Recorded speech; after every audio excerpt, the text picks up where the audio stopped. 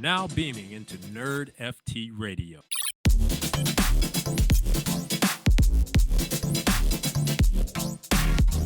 This is NerdFT Radio, where nerds full-time explorers of the metaverse, surfers of the blockchain, and not in your mom's basement. I'm your host, RSG, aka the Disney guy, and I'm here with Crypto Crier, aka the Mars Explorer. How are you, Crier? I am doing fantastic, my friend. I wish I was doing the same. I officially am sweating, and I'm sweating because I just bought some shit coins. But we won't talk about that right now. First time one. Huh? It's just that like GIF of the guy that says first time when on the hangman. With the hang guy. Yeah, with James Franco. But we're here. Things are rolling. I know. I mean, not that much is rolling, to be honest with you, to be frank with it. But obviously, shitcoins are. But the little information on the NFT side and the gaming side and the blockchain side that we do have, we're going to talk about it. That's right. So, Crier, before you get into it, do you have to say something that we'll talk about at the end of the show? But I'm going to mention it right now. You did your freaking homework. That's right. You watched Guardians of the Galaxy and you didn't wait until Tuesday, your movie day. That's right. Usually we do on Tuesdays, but I just had the urge to go actually do some homework this time. So it was good. It was really good. All right. We'll talk about it at the end. So let's get to it. So once again, we have a major company coming into the space. This is this part of the show where, you know, this little segment that I like to call "Who the heck is coming into the space?" This time, it is our fellow friends overseas in China, Alibaba. Alibaba is coming in hot with a what was it called again? It was an NFT launch platform. So individuals launch pad pretty much. So when individual has the idea of an NFT, wants to go ahead and pursue going into the space, but don't know how the heck to do it, Alibaba is here to save the day. What do you think about this, Crier? Pretty interesting. So it's called Alibaba's Cloudverse. It's just like a launch pad for brands to release some sort of metaverse experience built on Avalanche. So I am a big fan of Avalanche. I've talked about this before. One of the, you know, with Jewel was on there, but before that, they just had out of all the other POS, which is proof of stake layer ones, competitive layer ones, most of them have like a ton of centralization and a ton of just like issues, you know, like BNB chain and Solana, they go down all the time. They get hacked. Avalanche has been one of the ones that like has been able to not be hacked and doesn't have downtime, which I think is good. So I think they're trying to go a route that's fairly, I don't know, I would say fairly more on the decentralized side. Most people pick like Polygon or something like that. So I do like that move. It's the whole point, the idea of it is to make like a really easy system for people to just kind of jump in and do, you know, from their services, fire up a quick Web3 experience. You know, to me, they're not gonna do well if they do that, right? Like, you know how it's really hard to penetrate into this space if you're not being genuine, I think. So it might not be good for the companies that are using it, but for them, I think it's a good idea to sell the ability to, you know, jump into the space. So, you know, they have a lot of customers. There's over 1 billion customers that use them as a source of either somewhere like Amazon, or just pretty much like they're the Amazon of China. So, I mean, similar idea. You know, Amazon is already coming in. So, you know, there's definitely a lot of that on the table. And I think it's a good move overall. Just more awareness and shit like that. You know, the usual stuff. No, I definitely agree. Again, it's a big player, like you said, the Amazon of China, and these individuals. Obviously, when you have someone like that come into the space, again, it just solidifies the fact that people want to go ahead and trust what's going on because of these massive companies, massive corporations coming into the play. And obviously, like I said before, there's individuals that have the idea, they want to know more, they want to get into it, just don't know how to. And for those said companies, Alibaba is there to go ahead and help launch that aspect of it. Obviously, we did see, I forgot the company, what they were called. Remember the one that did Nickelodeon? What are they called? Recur. Recur was that launch pad for Hello Kitty, for Nickelodeon, for what else was there? I think there's like two more that there was like, a couple of them. Didn't The Teenage Mutant Ninja Turtles do something? Or no, they didn't do it there. It was the what are the freaking Hello Kitty? Or no, yes, that. But what was the other one? The bears, the the colorful bears. What are they freaking called? Care Bears? The Care Bears were in there, all that. So what we saw with Recur that got a lot of people being like, hey, we don't like this was obviously they help launch the project, but those said projects aren't pretty much looked into. And when they launch it, they think like, oh, it's over. And you guys have to understand that afterwards, people want that utility that not just right away when the project drops, but they want the utility that's going to last a lifetime. And a lot of those projects that teamed up with Recur to go ahead and launch awesome art, awesome communities, awesome things. Unfortunately, they were only looking at the short term and not the long term. And when they found out that the long term took so much and so much time, they're like, oh boy, what the heck did we get ourselves into? So a lot of people looking at Recur were like, hey, you need to vet these projects that you're helping launch because you're affecting your community, your followers, your supporters that are minting these projects with Recur. Just get a bad taste. They're not going to want to do it again, right? Exactly. Like there's no purpose for these. Why are you even making them? If you want something to be collectible, you have to have like there's a reason people collect things. There's a reason that RSG has like a bajillion Funkos. There's a reason that he's a big Marvel fan. They shouldn't. There isn't. maybe I should want. I should have led with a Marvel idea. But yeah, do the Marvel because Funko's dropping the ball right now. There's actually a storyline behind Marvel, so there you go. That's helpful. There it is. You know. Yeah. What is it? Why are you collecting so many Funkos over there? We got a Funkos Anonymous. Might have to sign you up. This is like episode 130 something. Cry. What do you mean? Like now you want to ask? I'm kind of confused. I'm blown away. Wow. All right. Well, hey, I'll go ahead and answer again. It was my name's RSG. My name's RSG, and I bought Funkos. I think in college. It was like one Marvel one. And then I got really big into Marvel, and then I was like, I love these things. These are so dope. And here we are. That's it. Boom. All right. Well, you got me. I mean, they are of characters you love, right? So that's really why they are. So again, you've actually created a problem because my kid Hayes loves them now. So I'm just gonna we have to start. He's gonna have to start sending them to me when you're tired of them. Correct. So definitely need, and by the way, he did mention Doctor Strange, so we'll see what's coming up when the little guy's birthday comes up. We might have to send him a little Doctor Strange over there to help out the collection. But what's going on again? It's hard. It's definitely hard because when you add Funk, like let's talk about Funkos. When you talk about Funkos, you have the collector's box, you have the item. I RSG Mateo, I love the actual thing that's in my hand right here, and that's good enough for me. I'm not asking for utility. I'm not asking for something more. So when you go into NFTs, the whole sense of utility comes into play, and that's where people forget about the nostalgic feeling of collecting something Nickelodeon, Hello Kitty, Care Bears, etc. So not just having the NFT in your wallet is good enough for a lot of people. And because of that, unfortunately, people want profit. People want more. People want utility. And a lot of these projects that went through Recur, unfortunately, just didn't provide the utility or good enough utility for said collectors. And now with Alibaba coming into play here, we just have to go ahead and see what's going to go down with them. Because again, it could be another Recur. It could be not another Recur, and they go a different route. And this is going to be super successful. I think they're going to go the very similar route of what Amazon's trying to do, where they have they're trying to link the physical and the digital item. So you have an item, it is physical, and you want to sell it with your digital item. So you buy the digital online, and then they store it for you to drop ship essentially. I think that's the market route that Amazon is trying to accomplish, I would assume, because that's already what their forte is drop shipping and warehousing storage for your items. So, now you're buying this black hoodie, you can get it in 2 days instead. Someone say black hoodies? Wow.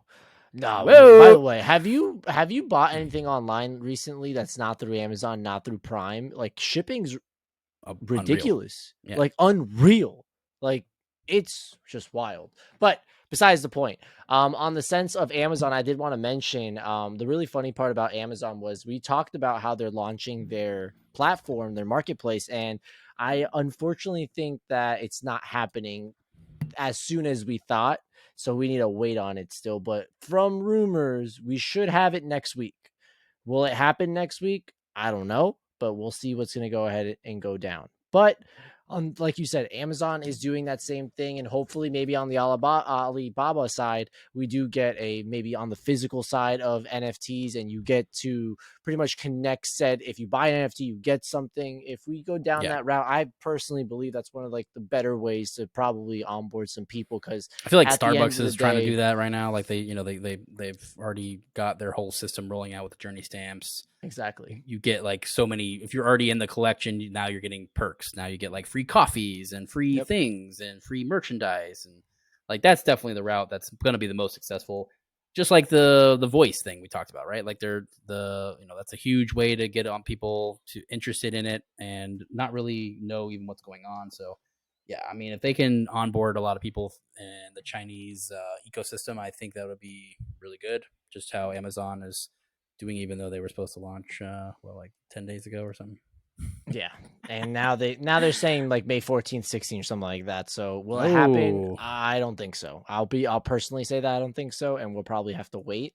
But we'll see. Hopefully it's not like Coinbase, like we mentioned on that episode where we talked about Amazon. But hey, who knows? Let me ask you, Cryer. So there's a new feature on Blur, and a lot of people have looked into it. People are bullish on it. Other people are like, that's kind of worrisome. I want to use an example. It's actually a pretty dark example. Do you remember a few years ago during the pandemic where an individual was trading on Robinhood?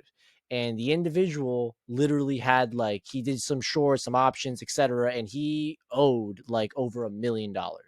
And said kid, unfortunately, took his life away. I'm going dark here. Took his life away because of what happened with his trading options, just and seeing stocks the and account everything blow like up, that. and Exactly. being able to allow this leverage stuff. Exactly. So a lot of people are, I've at least saw on the internet, on Twitter, have talked a little bit about this, where don't you think these kids, because there are kids in this space, and even young adults and older adults that somewhat don't really know what the heck they're doing, and they've gotten lucky and bought a Bored Ape. They got lucky and they bought a Doodle. They got lucky and they bought all these NFTs. They have so much money, and now they have a platform like Blur, or what was the other one, Ben Dow, where we have seen this somewhat happen, not in the sense of that far deep in, but we have seen people turn over their assets and not be able to pay those loans. Do you think this approach of Blur with this brand new feature that they have, is it a good thing or is it a bad thing, or are we still needing like rules and regulations here to make that call if it's good or bad? I mean, I would say this move maximizes Blur's bottom line. You know, they are pretty much wanting you to buy a extremely overpriced NFT on layaway. So now that they have, essentially with the whole the idea of all the Blur points and all the stuff and the seasons and all the stuff, is they're gamifying it. They're making it more like gambling on air. You can buy and sell them a bunch at a time. Like that's the whole idea is, which is whatever. That's fine. That's like what people want. That's obviously, it wouldn't be successful if people didn't want to do it. Right. So, that's what people do want. That's what traders want, which is fine. I think that's a good move. But the aspect of having the lending portion connecting to it, I think is a little bit reckless, right? Like you're putting the best way I saw someone say it was, you're putting the pawn shop inside of the casino now. So you can, that does not sound good at all. Does not sound good. Wow. Yeah. When you put it that way, it does not sound good. I mean, there are options for this already, right? Like you just said, Ben Dow Arcade, there's a bunch of them. And if you use them responsibly, they're extremely powerful. I use Ben Dow a lot. I'm a very big fan of it. But it's more of something that you shouldn't have. It's hard if you have easy access to it, right? And I think the idea of, it's just people just being reckless is pretty common. So, I mean, I don't blame them for making this product. Like, obviously it's getting used. People want it. there is stuff like BendDAO, and I've already talked about it. I think it's very, very powerful. So, I do think there is benefits, but I do think this is where one of the things where there is some kind of like just gray areas in terms of where they're marketing this to. Obviously, U.S. users aren't supposed to be using this platform anyways, at current regulations. So, I mean, whatever. But I mean, we'll see how it turns out. Floors haven't been like, they're getting dumped on. Like they saw Azukis. A bunch of people bought Azukis on layaway, and then like the Blur bid people just like dumped. Like, I mean, it didn't tank the price much, but they dumped like 200 or 300 of those Azukis on them. So I mean, I definitely see that as a, it's gonna make the floors go down, right? Especially with all the shitcoin stuff. No one wants to buy NFTs like at all, because I would say there's a lot more interest. I mean, not for a long time. Like, I think this is gonna, it's just like how it always is. It's cyclical. We had Bitcoin ordinals, then we had open edition, then we had shitcoin is the new meta. Like, so if you just follow those trends, you're usually be able to catch some of these things. But until I think gaming NFTs will be the next kind of like thing once we get some of these good games out. Yeah, absolutely. And obviously on the wearable side and all that stuff, obviously we're still waiting for those wearables to actually be able to wear them in something. Obviously not just on a screen in a studio, aka doodles, but we are still waiting for just something more to go ahead and do. But on the Blur side, it is. I actually completely forgot about the USA thing. Where remember, for everyone that got the Blur airdrop, like you had to get a VPN to go ahead and get that Blur access, Blur airdrop if you did live in the United States. I still think that's going to be like pretty wild when like we find out like what was supposed to happen, how are you supposed to do it, regulations, laws, etc. So it's still pretty interesting, and I don't know. It just scares the shit out of me, but it is. Yeah, I mean, it is what it is. It is, again. That's the Wild West out here for sure on these things. But yeah, I definitely think that we'll see some more people enter this space. There's going to be more of these options available, and I think they will be used, but it has to come with a large warning, right? Like just how you're talking about with exactly. I mean, what happened with, but nothing even happened to Robinhood. I mean, they still offer all those same things. Even, it doesn't matter. It's just those are marketed. Robinhood has the same problem. I mean, I think Blur is the Robinhood of NFTs, right? I like that. I mean, they have it's gamified. The colors are all poppy, and they're targeted towards younger kids. And, you're absolutely right. I mean, it's literally the exact same product. They just copied it for NFTs, right? So, so let me ask you, Claire, when will Robinhood buy Blur? Probably never. They'll probably make their own. I mean, they won't have to do that. I'm kidding. I'm so kidding. But the other thing you just did mention, we've been talking about for the last few minutes, was gamification. And one of the other things that actually brought to my attention was Truth Labs. They've actually gamified the sense for all these NFT traders in the past, like let's say year, 2 years, and they've gamified their brand new NFT drop. And Crier, would you like to share what I mean by gamification? Because it's pretty funny, and you're in the top 200. So what are you in the top 200 of in this gamification? I am in the top 200 worst NFT traders of all wallets that signed up. Thank you very much. I hope you can hear me clapping. It's actually super cool. It's called Big Ink. You should definitely do it if you have. They have the down bad board. You can connect, apply to your. Everyone needs to go get a job now. We're all poor again. This is the idea.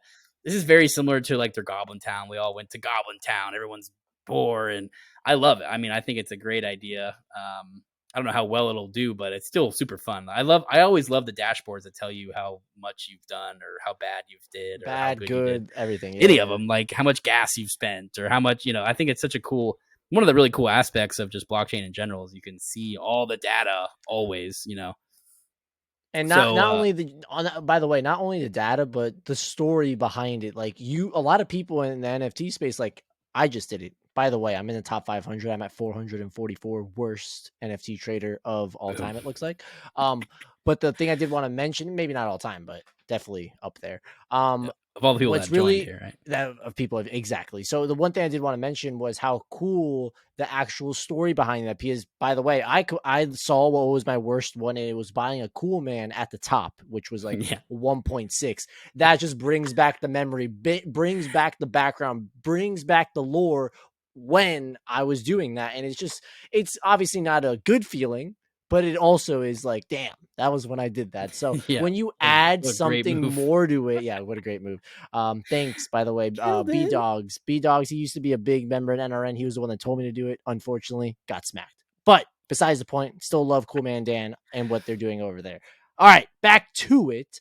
I do really enjoy like the gamification aspect of anything, and people are now, instead of just like dropping a mint and that's it, now it's like, give us more, give us a story, give us things to do, like more than just clicking bot mint gas go and that's it. So when you're adding these, answer a few questions, let's see a leaderboard, let's see this, let's see that, like you said, this is using the blockchain and grabbing the stats behind it all, and using again the power of the blockchain is just super cool to go ahead and do pretty much. For sure. But again, this is for Truth Labs. So again, the creators of Goblin Town.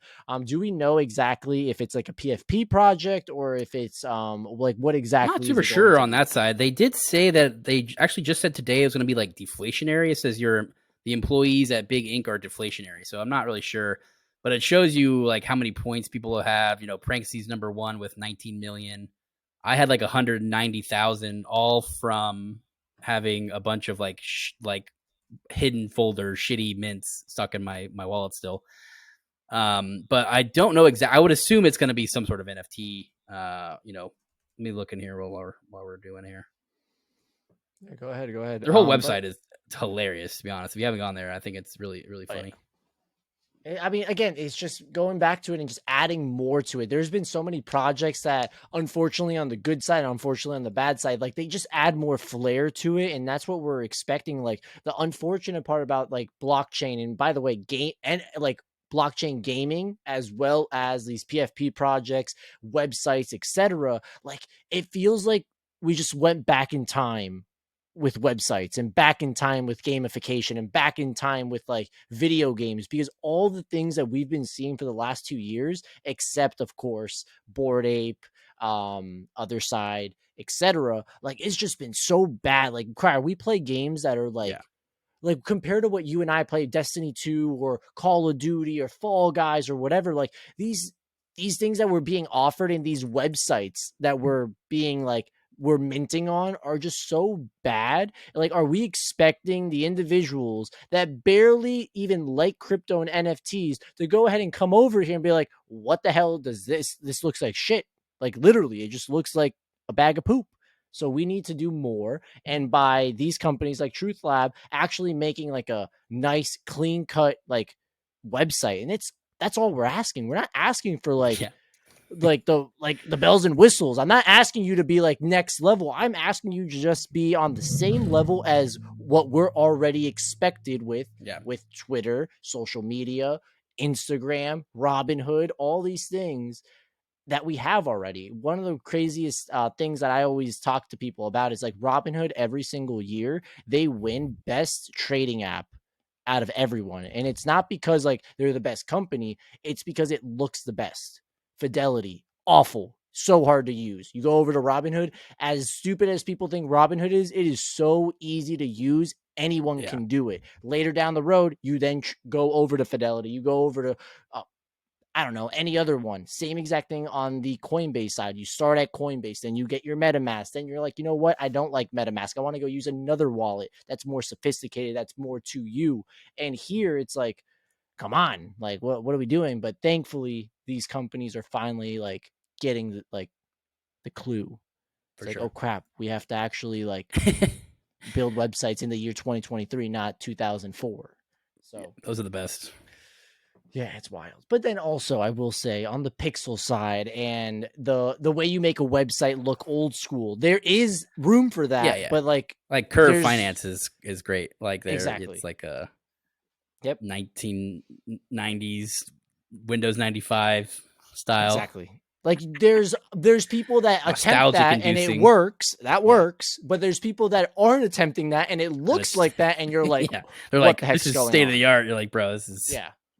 Like What's we're going on even, and we're expecting people to then come into this space. It's same exact thing with blockchain gaming. Crier, you were at ETH Denver. You tried how many games? 30, 20, 25 like at least games? like 20, 25. How many of them were like shit? Like truly shit? I mean, off the top of my head, I would say like 15. Like it's ridiculous. Like you're supposed to. There's this one game that was literally, it was so like picture Diablo. Yeah, it was a copy. So it was like just like Diablo. It had like good graphics, blah blah. Blah. You couldn't die. First of all, like there was no like it was just like auto scripted. Like you were just running and picking up stuff. I'm like, who made this thing? Like, why would you make it this way? Like, there's no challenge, there's no fun or anything. And like no one was playing it like at all. There was like, they had like a window for like an hour to play it. And like everyone's like, yeah, okay, well, I played 7 minutes of this. I'm out. Thank you. I'm out. That was Thank you. Waste of time. The difference of video games when they started going into the late 80s, 90s, 2000 was that no one's ever seen video games before. So whatever you dropped, typically people picked it up. And then later on, like Super Mario came out. And when Super Mario came out, everyone's like, how the heck do we make a game better than Super Mario? And then that's when like lore happened, more people like storytelling. Then they're like, oh, wait, it's kind of like Hollywood. We have to make movies. We have to make shows type things. So that comes into play. These people in Web3 think that we're back then, like back there, that they can just like do whatever. But the thing is, the individuals that are going to come into the space that are already gamers of the past 20 years, they already went through that. Crier and myself, we already played really bad games in the past where now our level of expectation is a lot higher, much higher. Even for kids that are 3, 4, 5, 6, 7, 8, 9 years old, their expectations are through the roof. Have you played any games on your like iPhone or Android? Like they're next level. They're more powerful than the games you and I grew up playing in the early 2000s. Oh yeah, even 2010-ish era. Like it's ridiculous. So for these individuals to just think like, hey, this is as good as we got it. It's like, come on. And for us to fall for it in the bull run of NFTs, you know what? We should probably get a slap in the face for that one as well. But that's besides the point. Crier. Now, this is wrapping up the episode. Sorry, not we, because I always do my homework the first night a Marvel movie comes out. But Crier, you went and saw Guardians of the Galaxy. We're gonna do a non-spoiler. Remember, we're always gonna wait a full week until we actually spoil stuff, and we'll have spoiler. I'll scream it 7 times. But Crier, I'm gonna ask you a few questions here. Number 1, is this the best Guardians movie, or are you still put number 1 at number 1? I still personally put number 1 at the first. Okay. Is this number 2? Yeah, it was better than 2. Okay. I think. Okay. By the way, 2 is great. We're not. Yeah, they were all taking great. shots here. They're all just so much fun. Like they're just unbelievable. Bro. Characters are great. Everyone's super funny, and this one, I actually really, really. This is probably my favorite. It was incredible, man.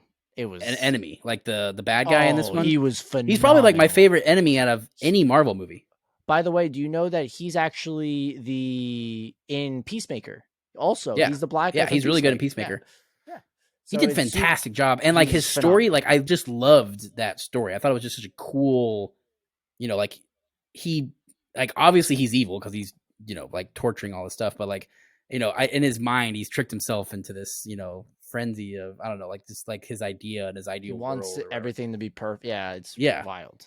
But yeah, I just thought it was such a, good back. Just, we got Rocket's backstory. That's what we wanted. It was so cool. And I know that James Gunn's been wanting to go ahead and go dive deeper into the backstory of Rocket Raccoon. So it's super cool. My next question for you: did you cry at all? Give me a tear.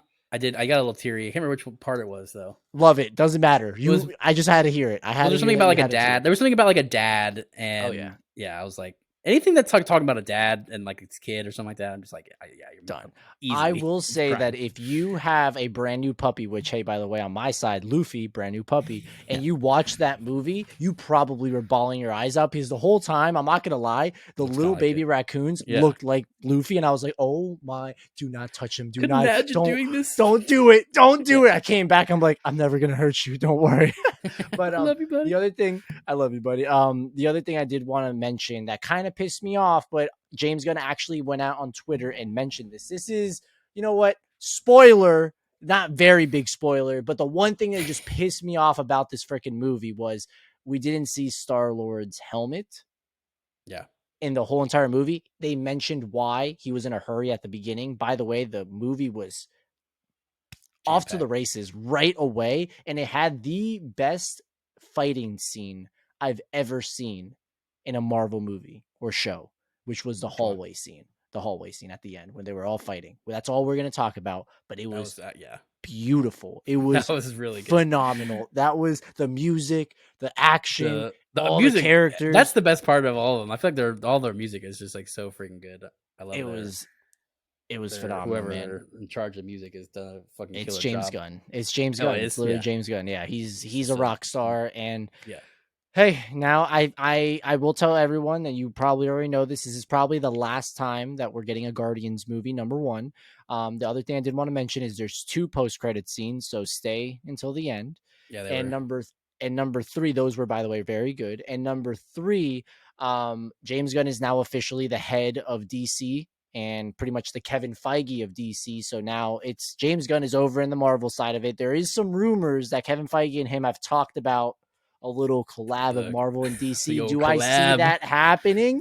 I don't know, but that'd be awesome. But James Gunn's heading over to DC. I'm super excited. The next movie on the superhero side that James Gunn is doing is a brand new Superman movie where Superman will be it's going to be a younger one. So I'm just super excited to see James Gunn do his thing. He's just a phenomenal producer, writer, everything. So I'm just super excited for that. But the last thing I did want to mention is Crier. We are officially, while you're listening to this, 4 days, while we're recording this, 5 days away from Zelda.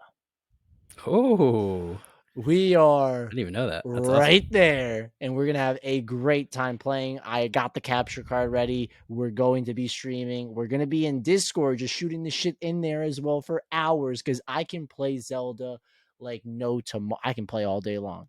So I'm super excited for that. But Crier, last question for you. Is this a top Marvel movie, Guardians of the Galaxy 3, a top 5 for you? Oh, yeah. I would definitely put it, top. I can't even think of my top 5 right now because there's just so many. But, I mean, it's definitely good. I'll say top 10 up there somewhere. It's definitely we'll go in top 10. Good. It was great. I will say was it top 5 for you over here? It was a top 5, number 5, and it actually bumped Guardians of the Galaxy 1 to 6 for me. Okay. Yeah, just 1 down. So I like that. I mean, Guardians Galaxy, like I said, like I'm a big funny guy. Like the Ant-Man ones I love. These ones I love. I like the big, like just slapsticky-ish Thor, type Ragnarok. ones. Yep. Yeah, Thor. Yeah, exactly. Like those are all my favorites. So yeah, I'll probably put it in the top 5. Yeah, they did a really good job. And when you're talking about that scene that they did such a good job on, that now that you mentioned it, I went back and thought about it. That rivals like the Matrix, like that Matrix hallway and room scene. Like that was one of the best fight scenes in like history of like cinematography. I feel like that was just such a well done Matrix scene. They did such a good job on this one too. Like now that I think about it, as soon as you said it, I'm like, oh yeah, a lot of people. Really yeah, it was great. I'm lost for words. A lot of people are comparing it to a lot better, obviously. The Marvel Netflix series Daredevil. They have phenomenal hallway scenes, and everyone just always loves those because they just cut the music and he just goes ham. It's just like this was silence. Opposite. It's just the noise. Yeah, this one was it was just noise of him beating the crap out of people. On this end, it was full music, whole 9 yards, and just going ham. The really cool thing also is a lot of the actors and actresses said that when they're filming these scenes and they're blaring music on set, they're actually blaring that song while they're doing everything. So it's probably an unbelievable experience for those actors and actresses as well. But yeah, super awesome on that side. The next movie that we got going on the superhero side, at least, if I'm not mistaken, is Spider-Verse 2 and Flash, and both look super cool. Very excited for both of them. Hopefully we get some good stuff. A lot of early reviews on the Flash are saying like, don't get your hopes up. That trailer's super good. It's not as good as you think. So hopefully they're wrong, but we'll see what happens on that side. But that pretty much wraps it up for us. Thank you guys so much for tuning into another episode. By the way, that shitcoin that we bought at the beginning of the episode, I'm already up I'm already up 2x, baby. Yeah, I'm already up 100%. So maybe I gotta start doing over this here. More. You know what? Maybe I should start listening to him. But that does it for us. You know what? Go over there, listen to Cryer's calls. Not a single person came over and messaged me for their free Pepe. Ooh, I forgot about that. You're right. No one wanted. I didn't even do it. I messed up. This is ridiculous. You know what? I even didn't do it. I'm an idiot. But that wraps it up. We'll catch you next week. Keep shit coining. Keep not buying NFTs and keep coming back and listening to NerdFT Radio. Peace. That's my close for the rest of the year. The rest of the goodbye. Shitcoin season. Sorry. Bye. You got like a week. You got a week, guys. Bye, everyone. Pack it up.